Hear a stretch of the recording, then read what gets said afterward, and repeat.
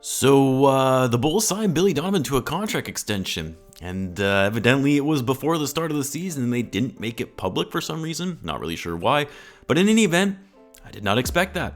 I'm not saying I expected the guy to be fired like I'm sure a lot of Bulls fans were thinking, but after this pretty lackluster start from the Bulls, the fact that while yes, they had a nice run to the start of last year, but then fell off a cliff at the end of the season, had a couple of competitive games in the playoffs in that first round, and then were virtually not competitive at all for the remaining 3 games, even though the Bucks had lost one of their best players in Chris Middleton.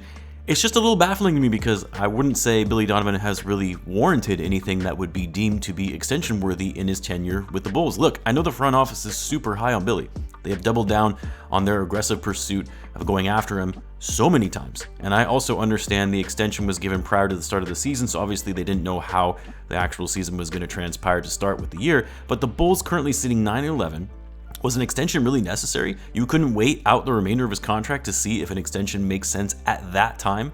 Doesn't it make sense to see how Billy does with the roster after the team really fell apart at the end of the year? And I know in the article from The Athletic's Shams Charania, who broke the news, mentioned how they decided to offer him an extension after last year's playoff run, snapping that 4-season drought. First of all, I wouldn't really consider that a playoff run, what we saw last year from the Bulls. But second, that was to be expected. With all the moves the Bulls made, having Vucevic, Lavine, DeRozan, you had Lonzo Ball, Alex Caruso, the team was expected to make the playoffs. It would have been different if it was a rebuilding team that suddenly made the playoffs when you didn't expect it.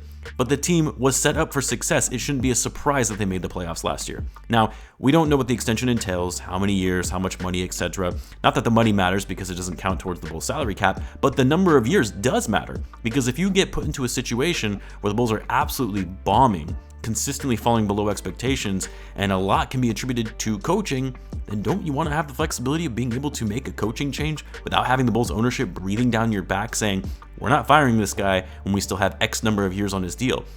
Yeah, we've already done that with Tom Thibodeau, Fred Hoiberg, even Jim Boylan, where we had to pay them their salary for doing nothing because we fired them before their contract ended.